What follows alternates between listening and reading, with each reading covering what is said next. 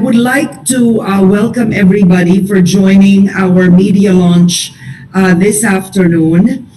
And I just want to make sure that I can be heard.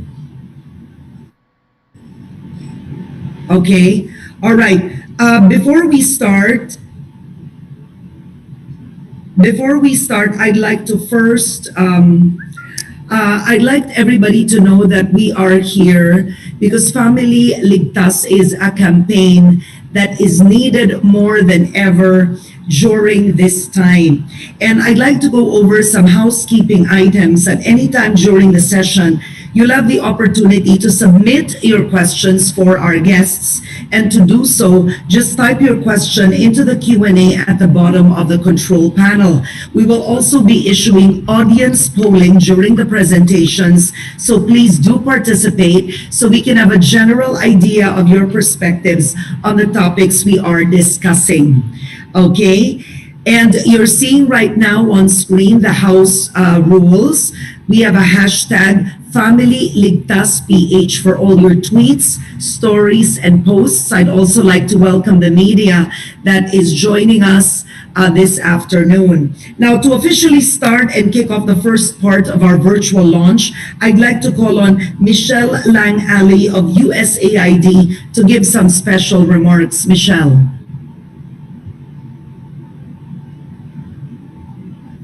Thank you. Let me put my camera on.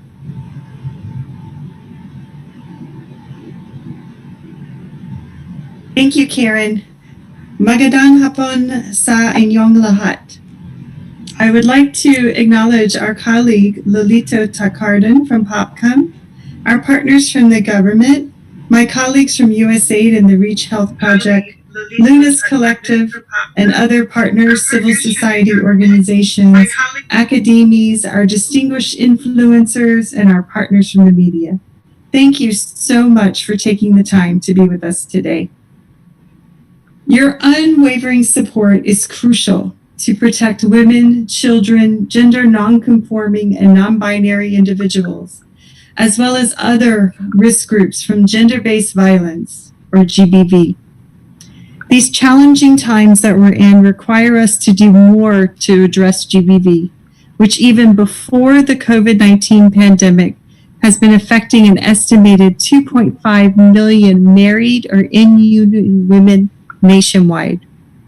This staggering statistic does not yet even include children, single women, the elderly, and those identified as LGBTQI+. While the community quarantine measures are necessary in preventing and delaying the transmission of COVID-19, they carry the risk of increased incidence of GBV. Confinement may foster tension and mental stress, exacerbated by the uncertainties in health, employment, and security, among others, which could lead to violent behaviors at home. But there is no excuse or no justification for GBV. We cannot let gender-based violence happen at all. The ReachHealth Project developed FamiLIGTAS with this in mind. This nationwide campaign aims to shine a spotlight on GBV and advocate for safer homes and communities. It aims to build greater awareness about what constitutes GBV and how one can seek help by connecting survivors with groups like Luna's Collective and other responses, services, and facilities despite community quarantine limitations. Usaid is committed to helping countries achieve gender equality and female empowerment. We apply these principles across our programs by considering how our work advances equality between females and males and empowers women and girls to participate fully in and benefit from the development of their societies. Usaid also seeks to reduce gender-based violence and mitigate its harmful effects on individuals and communities. Even before the spread of COVID-19 as a global pandemic, women and girls have been more often socially, economically marginalized. Moreover, they are increasingly vulnerable in emergencies and are unfortunately unlikely to seek help. According to the most recent demographic and health survey, 2 in 5, or 41%, of Filipino women who experience physical or sexual violence never sought help to end the violence, nor told anyone about the violence. In the first 35 days of community lockdowns due to COVID-19, the Philippine National Police recorded 682 cases of violence against women, or 19.5 incidents daily. We are happy that the Lunas Collective is spearheading this campaign. Lunas Collective is recognized as one of the strongest and most reliable groups in the campaign against GBV. Lunas Collective works together with civil society organizations, or CSOs, especially feminist groups and gender activists. Usaid's strategy for preventing and responding to GBV encourages working with civil society organizations. By forming new and strengthening existing partnerships with CSOs, Usaid can tap diverse perspectives, expertise, and resources. Local organizations can mobilize community leaders, government officials, and non-government organizations to change policy and meet the needs at the community level. I hope that with Lunas Collective and other CSOs, we will be able to elicit broad support for this campaign. We need to raise the volume in a call against GBV, and we need your help for us to be able to do this. To do this, we need to reach out and support GBV survivors so they can have better options, most especially now during quarantine, and we do not have to wait until after the pandemic to act. While we are fighting this pandemic, we can also keep our homes and our communities safe from GBV. We encourage you to use your platforms to amplify these critical and life-saving messages. With your continued support, let us help build homes that are safe for everyone and communities with zero tolerance for abuse. Maraming salamat po. Thank you very much, Michelle. The figures that you actually said were quite alarming, which makes this media launch and this awareness campaign much more important than ever. Thank you so much, Michelle, for that. And I'd like to introduce now Lolito Tacardon. He's the Deputy Executive Director of the Commission on Population and Development, to give us a few words. Lolito, good afternoon to you. Thank you, Ms. Karen. Good afternoon. At masayang pamilya sa ating lahat. On behalf of our Executive Director, Undersecretary Dr. G.P. Perez, and the passionate and dedicated men and women of the Commission on Population and Development, or POPCOM, we'd like to congratulate the Usaid through the ReachHealth project for organizing this laudable and important campaign dubbed as FamiLIGTAS. The continuing pandemic that we are experiencing keeps on unfolding threats not only to individuals but to various institutions such as the family. While it is true that Filipinos are one of the more peace-loving, hospitable, and family-oriented people in the world, it is saddening to realize that some homes and families have become the most hostile and dreadful environment where it should be the place where we are most protected. Violence at home continues to threaten the well-being of families. And this pandemic is making it worse because of the closer contact with perpetrators of violence in the restrictions and limitations in accessing protective services. Most of the violent acts are rooted in the imbalance of power relations between men and women. Violence on the basis of gender is the worst kind of violence, as it inflicts not only physical pain, but lifelong damage on the overall well-being of the victims and their children and the generation that comes after them. As such, gender-based violence is the worst impact of this pandemic because of its lifelong and intergenerational implications. The only good news is that we can break the cycle of violence.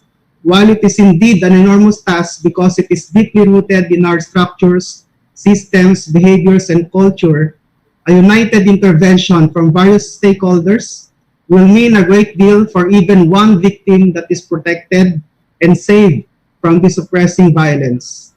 As a contribution of the government to this campaign against violence, the Department of Health, the Department of Interior and Local Government, the Department of Social Welfare and Development, the Philippine Commission on Women, and PAPCOM have issued a joint statement in May 2020 calling upon all institutions and existing machineries and instrumentalities of the government, especially at the local and community level, to be vigilant and take necessary action to protect families from all forms of discrimination and violence.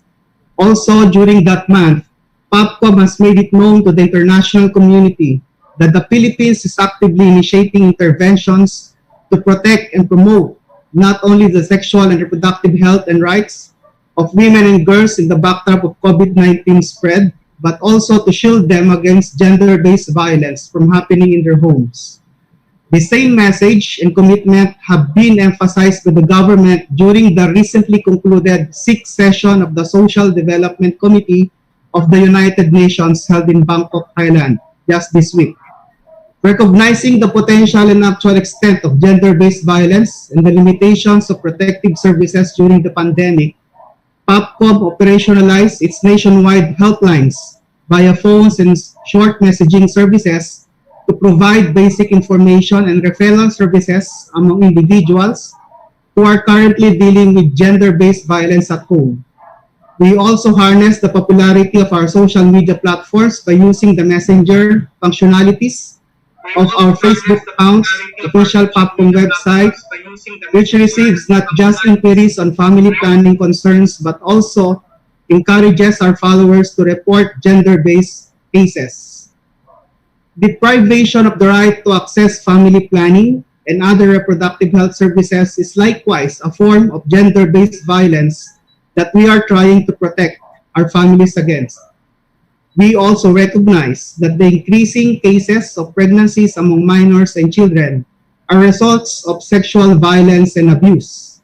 As such, we continue to strengthen our capacity to advocate, promote, and mobilize various institutions from national down to the local levels to gradually open up their facilities to enable access of their constituents to family planning and other reproductive health information and services. We are also openly supporting proposed national policies that will increase the age of sexual consent as basis for determining statutory rape to protect children and girls from sexual abuse and exploitation, especially among their older partners who might just be working around their homes and communities. Recognizing the need for unified action against gender-based violence in the country, PAPCOM welcomes this launch of FamiLIGTAS campaign. This campaign complements what the government is doing in empowering women and families against persistent gender-based violence at homes and in our communities. It will augment our armaments against gender-based violence while the contagion is still present, and perhaps even in the post-COVID era, as violence within the family and between partners may still prevail as after effects of this contagion. Again, the strongest weapon that we now have that can move us forward together as one force is the belief that we can break this cycle of violence. We should let every women and girls and those who are vulnerable realize that they have the power in them and that nobody can ever take that away from them. Let us provide them the platform where they can enhance that power.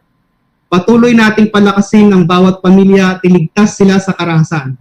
Through a united front, government, non-government, or civil society organizations, development partners, and the private sector can create an enabling environment for every Filipino woman, child, and family to be free from violence and where equality and equity can be enjoyed by each one. PAPCOM will always support this kind of initiative because family empowerment is at the core of our business. We always carry the brand Empowering Filipino Families because we strongly believe that they are the fabric of our society, of our national development today and in the future. Kaya para laging FamiLIGTAS, laging magplano. Tandaan, ang pamilyang planado laging protektado. Maraming salamat at mabuhay ang pamilyang Pilipino. Maraming salamat po, Ginoong Takardon. Napakaganda po nun, ha. Ang pamilyang planado ay pamilyang protektado. Such a pleasure hearing from you today, sir. We'd like also to hear now from Dr. Caroline Sobritequia, the Vice President of the UP Center for Women's Studies Foundation, Incorporated.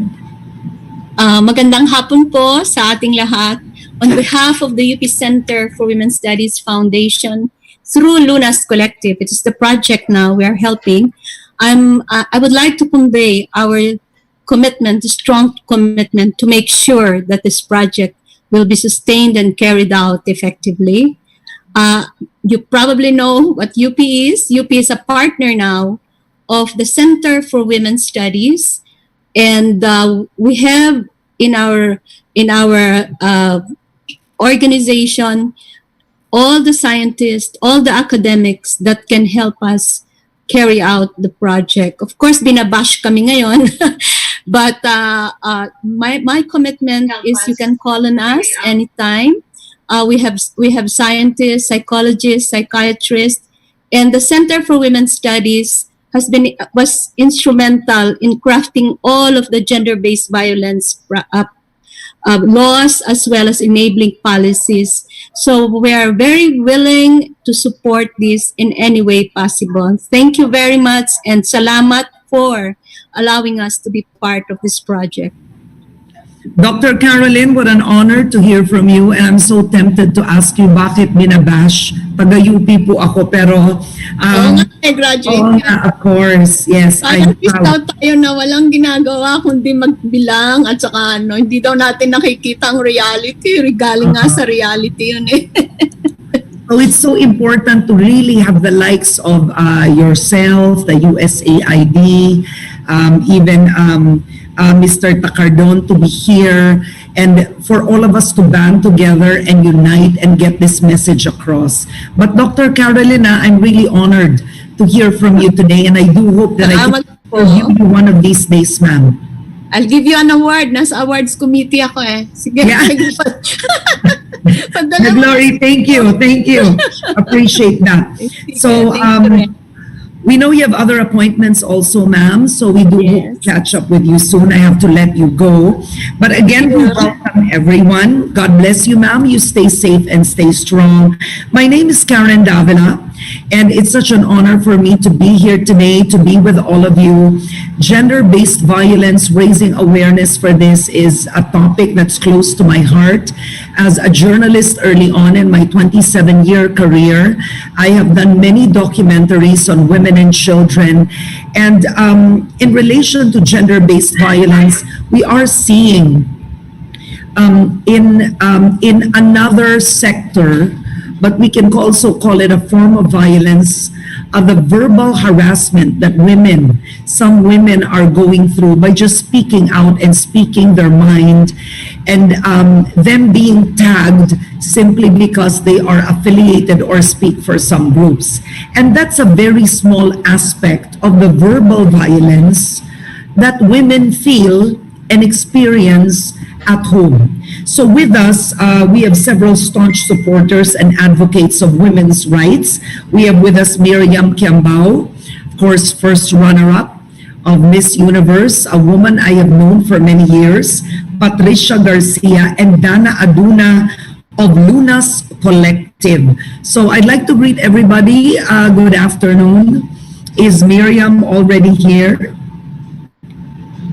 Okay, so before we start, I'd like to first show a video to launch FamiLIGTAS, which is a campaign to build awareness about gender-based violence. But more important, not just to report the cases of abuse, but to approach the groups and facilities that can help them escape the violence and build a better life for themselves. So before anything, I'd like to show you a video to give all of you a backgrounder of GBV and FamiLIGTAS.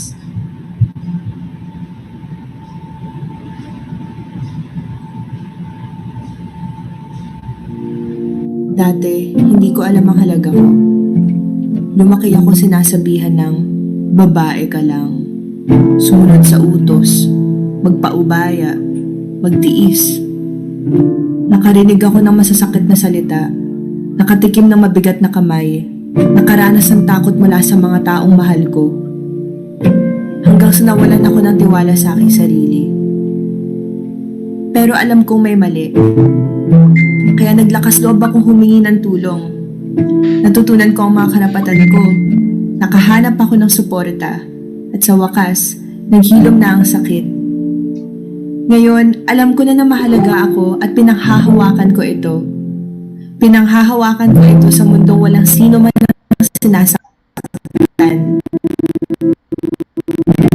Kahit kapamilya mo pa ang manakit, kahit anong dahilan, kahit saang sitwasyon, hindi ka tanggap-tanggap ang karahasan. Hindi ako basta babae lang. Hindi ako basta asawa lang. Babae ako, nire-respeto, pinahahalagahan. Ngayon, survivor ako. Bukas, ikaw naman.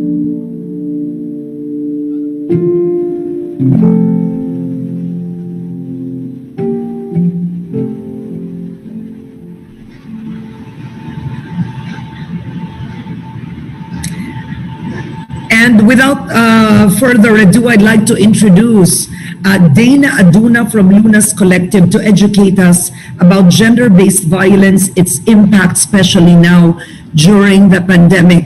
And Dana, before you start, I'd like first to send my well wishes to Sabrina. I know she's in the hospital, so please let her know that we're all wishing her well. Thank you, Karen. I think Ina is recovering very well, so I'll be sure to send your regards to her. So again, I'm Dana Aduna from Luna's Collective, and thank you again for the introduction. I'd like to continue our discussion of our current context, which is the quarantine in the middle of COVID-19. Government data shows that the number of cases of gender-based violence and abuse reported to authorities declined during the first month and a half of COVID-19 lockdown measures. The data from the PCW shows that 804 incidents of gender-based violence and violence against women and children, or VAUC, were reported from March 15 to April 30, the period when Luzon and other parts of the country were on strict lockdown. The number was taken by the PCW from PNP's Women and Children Protection Center. While these figures could mean a reduced prevalence of violence and abuse, it more likely points to something even more worrisome, that victims are simply unable to report abuse, partly due to the quarantine measures themselves, but also possibly because of their household setup. What it means is that it's highly likely that the quarantine breeds situations that make it more difficult, if not impossible, for a victim survivor to report crimes done against them. So what is gender-based violence? It is violence directed against a person because of their gender and how it is perceived in a patriarchal or male-dominated society. It is thus deeply rooted in gender inequality and continues to be one of the most notable human rights violations across societies. And while both women and men experience gender-based violence, majority of its victims, survivors, are women and girls. Gender-based violence, or GBV, has many manifestations, from its most widespread form, which is intimate partner violence, or what we normally call gender-based violence, but also acts of violence carried out in online spaces, which is recognized by the newly passed Safe Spaces Act. These forms of violence are not mutually exclusive, but in fact, multiple incidences of violence can be happening at the same time and be reinforcing one another. And the inequalities and violence experienced by a person can be related also to their race, their disability, their age, their social class, religion, and therefore, gender is just one of the many forms that people, and specifically women, can be oppressed. So while women face violence and discrimination based on their gender, they might also be experiencing multiple and interlocking forms of violence. And now that we have that broad context, let's look at more gender-based violence data. So from the National Demographic and Health Survey 2017, 19% of women have experienced either sexual or physical violence. Specific to women who were ever married, 24% experienced violence from their husbands or partners, and 40% of those women sustained physical or sexual injuries. Then, with regard to seeking help or help seeking behaviors, also from NDHS 2017, 34% of victims of either sexual and physical violence do seek help from authorities to stop the violence. 25% may talk about their experiences with other people, but there's still that remaining 41% who do not seek help nor talk to others. And during the time of the COVID-19, only 3,699 cases of VAUC were recorded from March 17 to June 4, 2020, a 44% drop from the 6,689 recorded from January to March 16, 2020. So this is very worrisome because we can imagine that there are victim survivors out there who are unable to report and thus unable to seek support for what they're experiencing. So before I go on, we also wanted to pose a question to the audience. So we'd like to ask everyone to participate in this poll. The question is, should you get involved if someone you know may be experiencing domestic abuse or other? So we'll give people a moment to respond to that.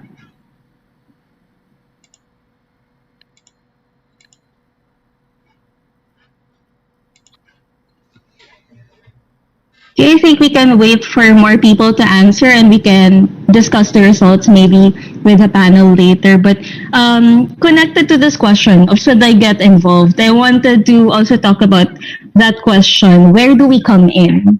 How and where does Lunas Collective come in? We know that in our culture, it's not easy to openly talk about sexuality and gender orientation, especially if we don't conform to heteronormative values. More so, it's not easy to talk about experiences of abuse or violence, especially gender-based and sexual violence. And we know that young people may have even more limited options to talk about and learn about their bodies and sex, and again, more so about instances of abuse. And Lunas Collective wants to be part of the efforts to help people become more comfortable talking about what is usually seen as private concerns and issues, something that's normally taboo to talk about. But you want people to begin talking about these things so that we can be empowered as a community and we can learn how to seek help, but also we can learn how to help others. So our services at Lunas Collective include psychosocial support, feminist counseling, providing information about contraceptives, legal information about reporting cases of violence, and referrals to authorities that can act in order to protect our clients and maybe the people they know. We are also partnering with other organizations that provide psychosocial, legal, and reproductive health services. Now about Lunas Collective setup. Lunas Collective is volunteer-powered. The only requirements to be a Lunas volunteer, or what we call fondly as vollies, are time, internet access, specifically access to Facebook, which is our current platform, and a willingness to learn, active listening, and feminist care. And a core belief that women, people of diverse SOGI, and everyone should be able to live fully in their own bodies without fear or threat of violence. Our Lunas Volleys get orientation and training from the get-go to do the work to be able to talk to people about their experiences of gender-based violence and their reproductive health concerns. And we do expect and are structured so that these volleys can leave at some point. And for us, it's actually a good thing if they leave because that means that they take with them the compassionate and caring feminist perspective that they can share with their communities, organizations, and families. So the challenge to respond to reproductive health concerns and gender-based violence is huge. And Lunas, of course, cannot do it alone, nor do we try to do so. So we are grateful to have a continuous stream of volleys and partnerships, including this new partnership with FamiLIGTAS. In terms of our guiding principles, Lunas Collective is feminist. And an important part of that is that we want people to be able to live fully in their bodies. And we recognize that this is not always possible due to uneven power relations. Often, if you are not born male or assigned male at birth, or if you're not presenting as masculine, you're seen as secondary to those who are. That treatment at best inhibits us from being true to our hearts and desires, but at worst that makes us vulnerable to violence. Another effect of these uneven relations is that people have a hard time seeking help. And sometimes when they do seek help, they get ignored or blamed for the violence that was done to them. So yes, the source of gender-based violence is the belief that men should dominate over women and those who do not conform to gender norms. Yes, the source is patriarchy and misogyny. It is this that operates the victim-blaming culture that we observe in our society. The belief that victim survivors of any form of violence did something to cause what happened. They dress a certain way, they talk back, they didn't agree with their partners or their parents, or they failed to fulfill their expected duties in some way, and so on.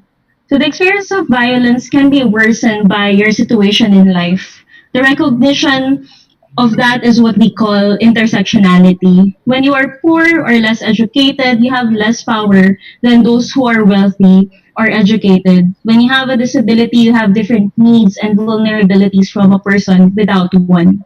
So at Luna's Collective, we understand that gender power relations overlaps with other aspects of our lives, and this informs the support that we offer people who come to us.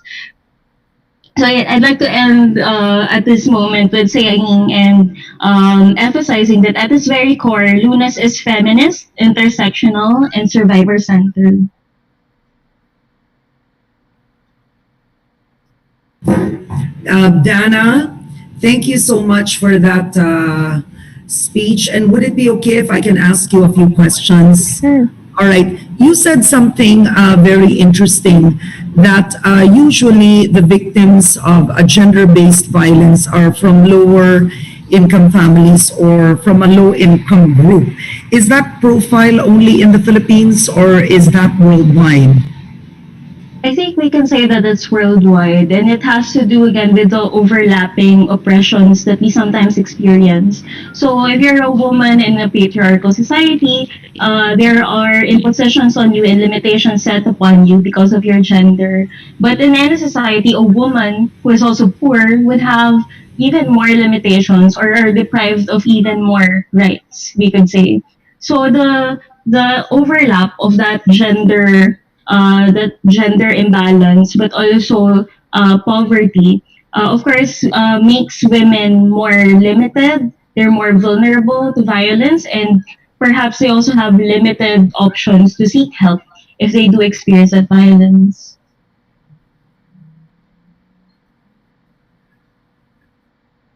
We saw an increase in gender-based violence during the ECQ. To what do you attribute this? Well, as was mentioned earlier, we're at our homes for a huge amount of our time, and that means that if we are in an abusive setup, we are in that setup. We are kind of caught in that setup for our. Yeah, but are there new cases wherein specifically because of the lockdown, there are women that have called you and said, my husband has never hurt me before. I mean, let's say before it was only like this, but because of ECQ, it's heightened and he's become emboldened. I'm curious if the pandemic itself or being on lockdown has pushed or aggravated this violent streak in certain individuals. Mm-hmm. Well, I think, well, definitely, yes. We've had women come to us and say, this is the first incident of violence in my home. And they're, of course, shocked that their husband would turn violent. And it has to do with the pressures, I guess, of coping with the pandemic, definitely. But we also like to disabuse the victims, survivors, of the idea that they did something to cause that abuse, or that the pandemic somehow explains my husband is just a bit stressed or a bit finding it difficult to cope. we also like to remind them that, it wasn't their fault, and, any stressful situation is still not an excuse for any kind of violence. My last question is with the LGBTQ community. We Filipinos are known to be very tolerant compared to even some states in the United States with the LGBTQ. We host pageants.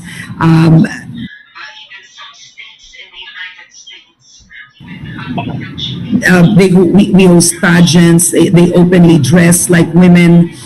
And I wanted to ask you, Dana, did you see an increased number during the pandemic of LGBTQ violence?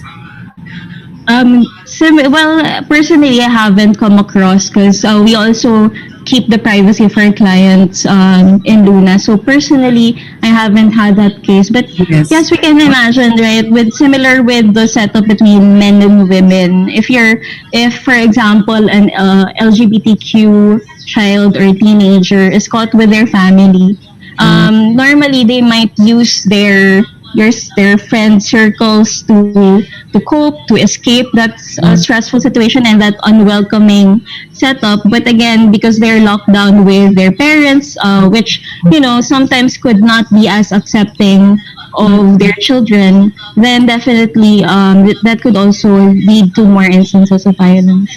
And what do you advise? That's quite interesting, because the LGBTQ, one would think of the gender-based violence, you would often associate it as either in school or out in the street.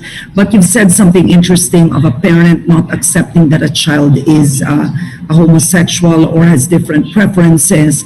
And what would a Lunas Collective advise that minor, for example, if it's a parent that has shown streaks of violence or non-acceptance?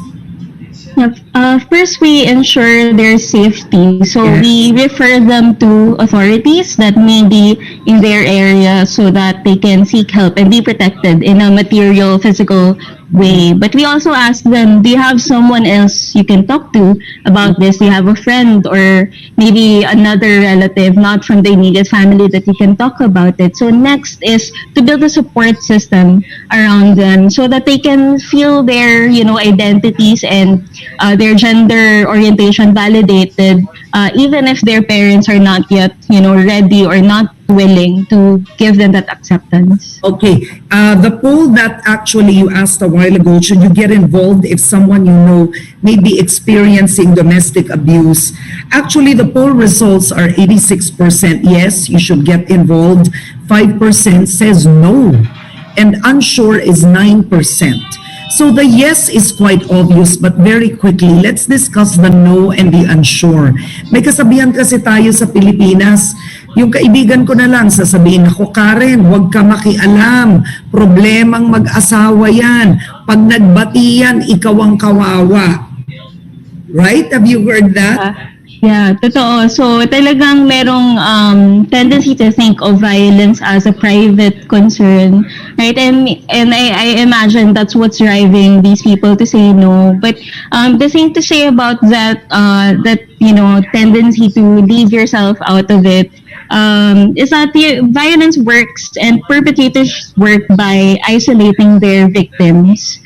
So that they don't feel that they can escape that violent situation. So hopefully, there are many ways to support victim survivors. You don't necessarily think kasi of getting involved as nakikialam, right? Or maybe sending the police, something drastic. But actually, there are forms of support that are different and you might be able to do even if you're not there at that point or in the position to intervene directly. And I guess to combat the first help that we can offer is to combat that isolation. So just lend a listening ear or just say hi. If you feel that the person might be talking to you before, but you notice that they're a bit withdrawn, right? So you just send them a message. So it doesn't have to be outright intervention, because we also follow the victim survivors in their time. We don't want to impose any solutions on them, but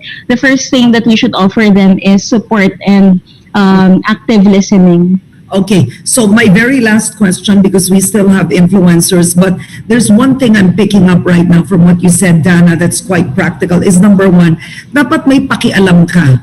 Alam mo yun, we have to be, ang tawag doon in Tagalog, no? Our mind has to be present. We have to observe. I like what you said, that if you notice a friend or somebody that is suddenly withdrawn for no reason, then make the effort to ask a few questions, right? Because you're right, it may not be gender-based violence, but it could be a mental issue, it could be depression. But you've said the one thing that's important is you need to care. You need to care. And the problem we face now, Dana, is sometimes we don't care. We all have our gadgets with us, we're rushing towards things, and we forget to care about the person in front of us. So very last one, yan, we have to be proactive, is if you want to be a volunteer. Let's say me, I want to do this out of, public service or for the Lord, or really to empower and help women. Because you said that all you need is your time and active listening, but there must be some kind of skill you need to develop. Tell us, how do you train people like me to join you if I want to help Luna's Collective? Well, first to start that process, just go to facebook.com/Lunas Collective, and when you open our inbox, you have the option to say, gusto kong mag-volunteer para sa Lunas. And what I do as volunteer manager of Lunas actually is I send them the materials that they need to decide in an informed way if they can help with Luna's work. So we tell them about feminist care principle mentioned.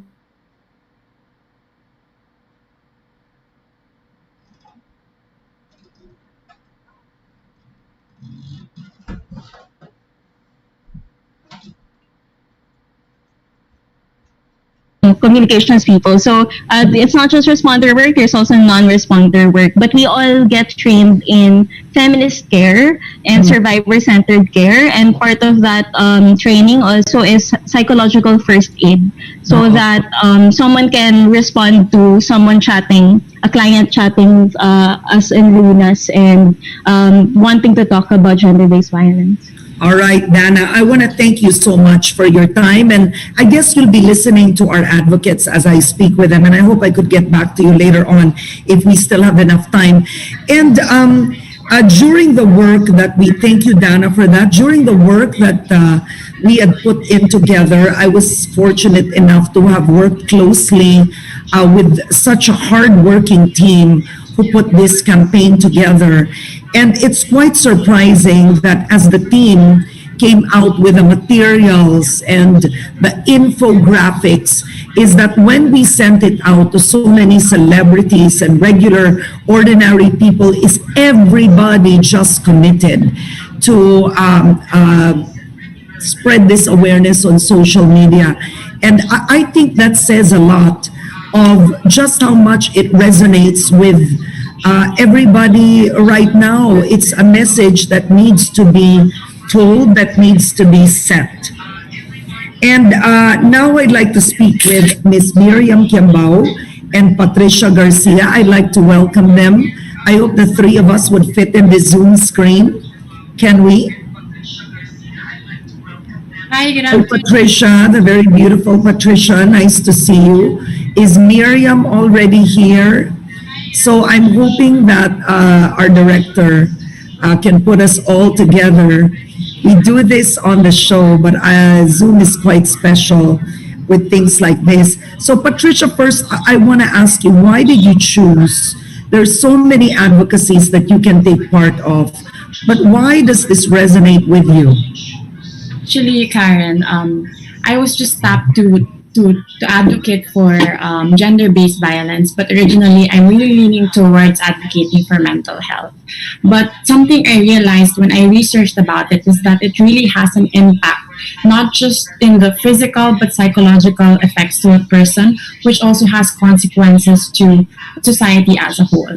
And gender-based violence, it's a human rights violation, and it's really punishable by law.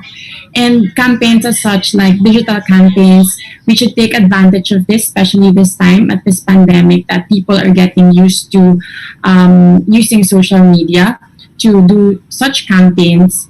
And there, so I want to thank you. You know, Patricia, I understand what you said, that you were first leaning towards mental health.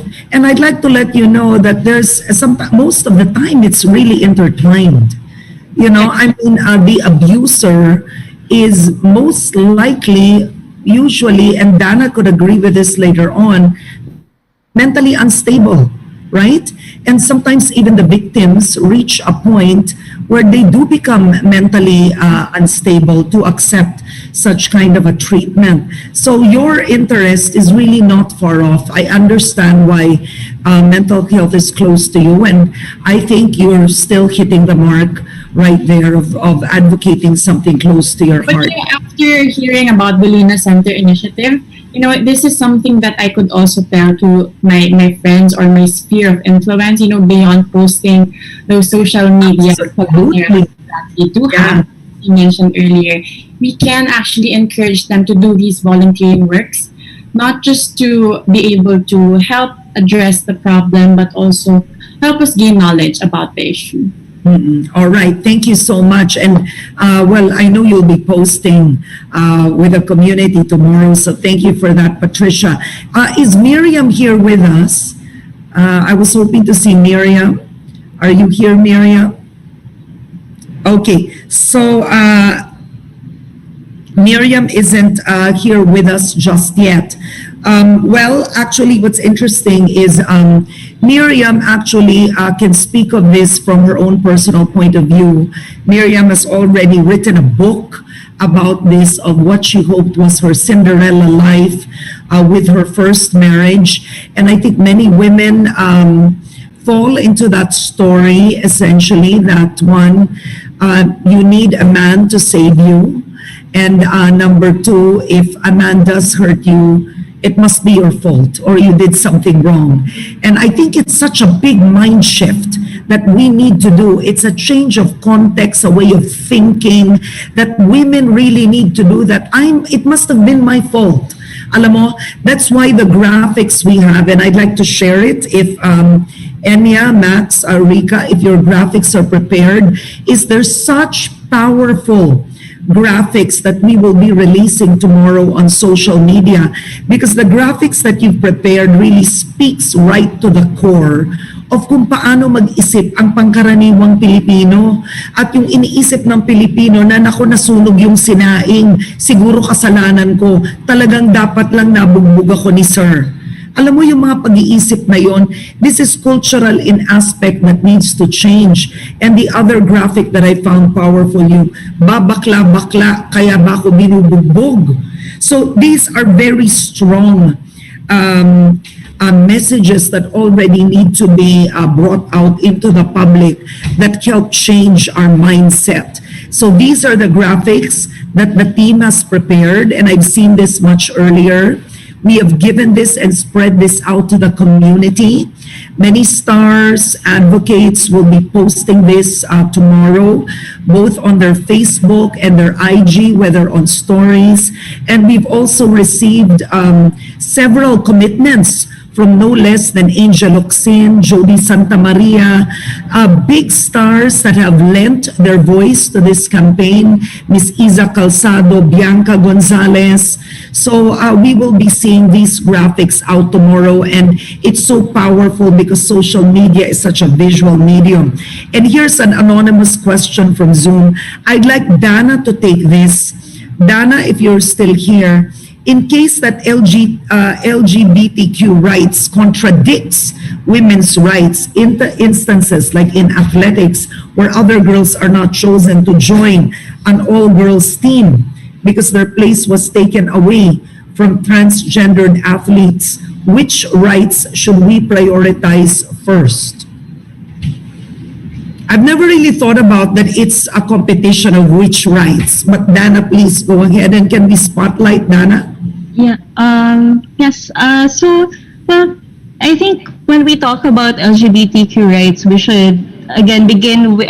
I think we should begin with the more broad understanding of rights, because a competition, I understand where this question is coming from, but it seems to me like an isolated case. You know, in certain competitions, we can maybe allow like a more strict definition of who can join the specific all girls competition by the definition of this particular league or by this particular organization. So I guess in those cases, there's a bit of leeway or wiggle room to say that, okay, it happens that for this particular competition, we accept women defined as something like that. But I think more generally speaking, I don't think that LGBTQ rights actually contribute to women's rights, or would tend to contradict them. Yes, agree. I agree with you. Another question for you. Is it okay to discuss GBV with our children? If so, how can we facilitate this conversation effectively? This is a great question because usually, number one, if you're a wife that's hurt sometimes, you don't really want to tell your kids, right? Because you think, oh, wow, it's so shameful, right? Shame hits you, and why am I agreeing to this? Yes, I agree that it's a great question, and I'm glad someone asked this. Yes, I think we should discuss GBV with our children, and I guess we don't necessarily have to begin with GBV, but we should begin with consent and healthy boundaries and enforcing those boundaries. So for younger children, this can be good touch or bad touch. I've taught my kids that. I've taught my kids that. That's a good one. That's great. Yeah. So yeah, we should maybe we should veer away from the practice of making kids kiss or hug relatives if they don't want to. We should ask them. I think we should practice asking them to model consent. Right? Do you want to hug or do you want to kiss? Tita? That is brilliant, can I tell you? And I think that's an aha moment for me, as Oprah would say, because I have two kids and I'm like this, kiss na. Ikaw talaga, you didn't kiss tita. Hindi ko tinanong. It's so true. Because I grew up that way. Mm-hmm. So yeah, I think it doesn't hurt to ask. And I know that even my generation wasn't taught about good touch and bad touch. And I'm glad we're starting to pick that up. And it's good to open up, I guess, for younger children to begin talking about the body with our children, because we want them to have the language later on. If they do experience GBV, hopefully they won't, but hopefully they would feel comfortable talking to their parents if they do experience it. All right, Dana, thank you so much. And now she's here, first runner-up Miss Universe. A good friend of mine as well. I worked with Miriam. I've known her for many years. Can we have Miriam Kiambao now spotlighted? Finally, you're here, looking gorgeous as always. And you know, underneath that beauty, that confidence is, I've known you, Miriam, the whole time, actually, that you kept, you know, the violence, the insults. Because I mean, frankly speaking, you know, you're a beauty queen, you're Miss Universe, and you didn't want to share it. And people saw, wow, Miriam's perfect. And you went through a period of actually embracing, no, your own pain. So maybe share it with us, okay? Gender-based violence, did you even know you were in it? Honestly, I didn't know. What I experienced with my first husband was verbal abuse and financial abuse, which happened mostly at the time when we were already separated. And during that time, he wasn't giving me anything, not even a cent. And when we got separated, which he admitted that he fell in love with a much younger Brazilian. Yes, I remember. He sent me home here, and before he sent me home, he offered me an amount which was supposed to be like some kind of financial support for the 2.5 years that we were together, since I had left everything to be with him and stay in Hong Kong to be with him. But since then, thankfully, I had work that was offered to me by a network in GMA, but ever since I did not receive any financial support. And when I was concerned about the amount that he sent, because I felt that for everything that I had given up in order to be with him, I felt it was such a measly It was amount. an insult. Yes. I didn't think it was an insult. I didn't think it that way. I just felt it was not commensurate to what I Okay. Okay. So thankfully, I spoke to a friend about it, and she suggested that I consult with divorce lawyer. Yes. Now, Miriam, I don't mean to interrupt you, but before you go to the divorce, let's go back to the essence of gender-based violence. I caught something you said that you were a victim of verbal abuse. No? Now, some people may think, ay, verbal lang naman yan eh. Diba? Hindi naman siya sinaktan. But yet, we do know the empowered woman that you are. It of course, it affected you. But I want to ask you why you allowed it for a period. You know, women go through periods of, he'll change, or, maybe it was my fault. I know you went through some kind of mental debate. You told me on that. Would you consider being called stupid as a Absolutely. Yes, because you aren't stupid. But it is, no. Why did I have to deal with that?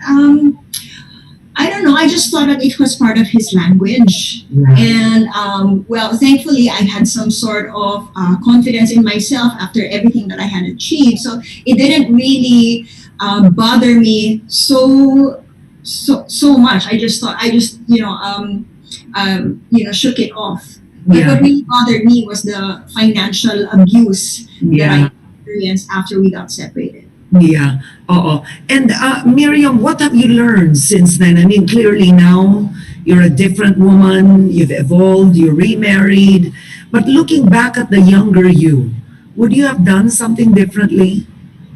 Oh yes, I really think I should have done things differently, in the sense that whenever he would tell me that I'm stupid, or things I'm doing I'm stupid, then I think I have the right to defend myself, or at least like the image that you have shown us, Karen. Lift my hand up and say stop. You Yeah. have no right to call me that. Yes. Ganda. And if ever he will raise his voice at me, which he has done, I'm gonna have to say, stop. You have no right to raise your voice at me. If you want to speak to me in a gentle tone. Now, if you're not ready, I'm going to walk away. When you're ready, you can call me, then we can speak decently. Ang ganda naman nun, Miriam. That can be your post, yung ganyan mo, may stop. Ang ganda nun, ha? Because it's there you go. This is the graphics that Miriam, Patricia, and many other advocates will be sharing tomorrow. O, diba? Karen, if I may respond also to Miriam, I think it's great that you're able to share your process and how you overcame it. And it definitely, when we talk to victims, survivors, we do follow that process of what would you tell that person, to honor also where you were at that time, and not necessarily to think that you could have done differently, but to accept that you were there, and now you were able to surpass and transcend whatever it is that you've gone through. So I just wanted to respond to Miriam. Yeah, thank you for that encouragement. Also, very recently, which is the reason why I really feel compelled to respond to this invitation to be one of the advocates. It's because I recently assisted a good friend of mine, who suffered verbal and emotional and financial abuse from her own very live-in partner. Oh, wow. And at that time, she was being abused. She had a lot of bruises. She ran away from her house to seek refuge in a pastor's house about a couple of streets away from her house. And she was in the middle of the night after this physical abuse, and she was running barefoot, knocked at the door of a friend of hers. And when she called me, she was already staying in that friend of hers a few more days, but she wanted to stay with me. So I allowed her to stay at my house for a couple of days. I even assisted her to go to the ER to get a medical certificate, because she really had a lot of bruises on her back, on her arm, on her leg. And I assisted her to report that, file a case at the police station near our area. But after a few months later, I discovered that she didn't even file a case against that man. They even got together once again, and then they remarried, and then they got married pa. And so here I am, here I am so lost because I thought that she already learned her lesson, and yet here she is, back together with that man. Well, now they're separated again. But I feel for women like this who should know better. I mean, she's an accomplished woman, she's beautiful, and yet here she can't even reach out and defend herself. And I just wish that through through my voice, through sharing this information out there, people like her will know better who to reach out to and how to respond, such that things like this will never happen again in their life.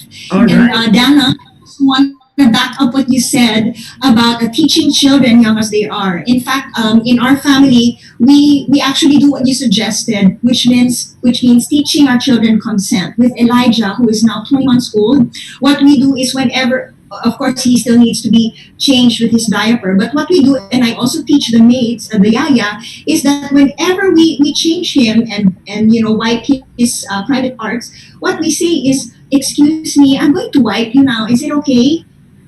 So we excuse. We ask for permission. So So you're changing the culture. Yeah. now, Yeah, I think so it's that he realizes that if somebody touches his private parts, Yes. that person needs permission. Yeah. Okay, just a quick And one. then, So, yeah, we need to highlight that clearly with Miriam's story, what Dana has said, that clearly gender-based violence starts at home. It starts at home, so don't forget, it is why FamiLIGTAS is so crucial, because protection starts at home. So it's important to connect to family, it's FamiLIGTAS. Lagi ako family ligtas. FamiLIGTAS PH, right? So very quickly, a question from Ring de Ocampo. Dana, perhaps just quickly you can answer this. How about culture influenced GBV? Is there such a thing, and how do we address that? Absolutely, culture influenced is most of what we experience. Really, Dana, very quickly, how Yes. do you address culture influenced gender-based violence? You're right. Gender-based violence is culturally entrenched. So I guess the first thing we should do is to disassociate abuse from tradition and culture, because sometimes we tend to be protective. This is tradition. We're deferential to our parents, and this is what women do, and this is what a Filipina is. But if we recognize that there may be problematic parts of our culture and of our tradition, if we're willing to address that, then we can begin to really be able to talk about what the roots are of culture-based violence. All right, and just some quick questions before we go. C. Cisneros is asking, are there existing treatment programs for SOGI minoritized populations like the LGBT community? Is there existing treatment programs? Well, Luna's Collective #1 is an online hotline, right? But you don't you don't do treatment programs. I'm not sure what treatment programs you refer to here, but what we do with Lunas, and it's open to everyone, men, women, LGBTQI, is to offer feminist counseling. So we do counseling, and we are open to people of all genders. All right, quickly from Rory Bisco of frontpage.com, how can a concerned citizen show care about preventing possible abuse, whether it's VAUSI or GBV? How do they report it without the fear na maaakusahan silang nangingialam? Mm-hmm. Well, what we do is really follow the victim survivor's lead. So we don't do anything that they don't want us to do. So even to ask about their options, so you ask them, do you want me to ask about what your options are? So I think if you're just following the lead of the survivor, then you shouldn't be accused that, you're meddling in the affairs of a household. Yeah. On that note, I want to thank you, Dana Aduna. I want to thank Miriam. Miriam, is there anything you want to add before we go? A last statement, a closing statement, and then Patricia too. Well, I just want to share that human rights is for everyone. being a person, we are all made in the image and likeness of God, and we all deserve respect. And whatever gender you are, you deserve to be respected for who you are. You deserve to be respected for your choices, and you deserve to be spoken to with much respect. If there is anyone who is speaking to you that is making you feel less than who you are and who you should be, you should tell that person to stop. I don't deserve this kind of language. I don't deserve this kind of treatment. If you and just walk away. Just let them know, I'm going to walk out now. And if you are back in your own senses when you are ready to speak to me with respect and with a decent tone of voice, then we can come back together and try to resolve this issue like decent adults. So, just speak up and have that voice, and feel that God is with you, because when God is with you, no one can be against you. All right. Okay. Yeah, beautiful, Miriam. Beautiful, beautiful. All right. We have to do another session essentially on teaching women to overcome the fear of speaking out in that situation. But that's a beautiful thought altogether. Patricia, just quickly, would you want to share something? My message to the victims of the gender-based violence, especially to the women who are experiencing this at home, let us be just remain strong, and we need to break the silence, and let's not accept that people will treat us this way, because GBV is never acceptable and will never be acceptable. And this could be actually a tipping point, a tipping moment for us to build on. If our government and our society will work together, if we find out the reason why the perpetrators do this to the victims, then I think we should be able to probably at least prevent it from happening or recurring. Okay, thank you so much, Miriam and Patricia. And Dana Aduna, thank you. There was a question here, and I think the answer is obvious, but John Bueno asked, this campaign is Luna's, is it Luna heading this? How can you do your functions in a situation like the pandemic? And Dana, actually, you can do it because you are an online hotline, right? So that's the answer there.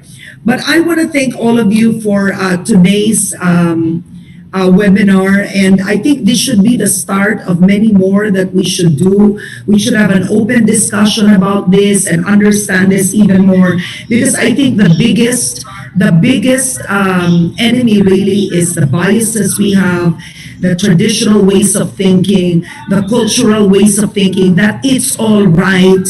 This can be isang beses lang naman yan, nagalit lang si daddy mo, parang tanggap. So it should be a different way of thinking, that it's absolutely intolerable. So that's how it starts. But let's not forget what Dana said earlier also is we need to be proactive. As outsiders in a story, we also need to care. And if we need to ask someone we see or we suspect to be experiencing problems with gender-based violence, we should see if they've gotten withdrawn, is we need to reach out, ask, and do active listening as well. So before we go, I'd like to encourage you, they can show the graphics on air if you want to see them, is don't forget that when we post the hashtags no to gender violence, stop GBV and GBV, and hashtag FamiLIGTAS PH. So let's keep our homes safe, and God bless you all. Thank you. Eto po yun. Thank you very much.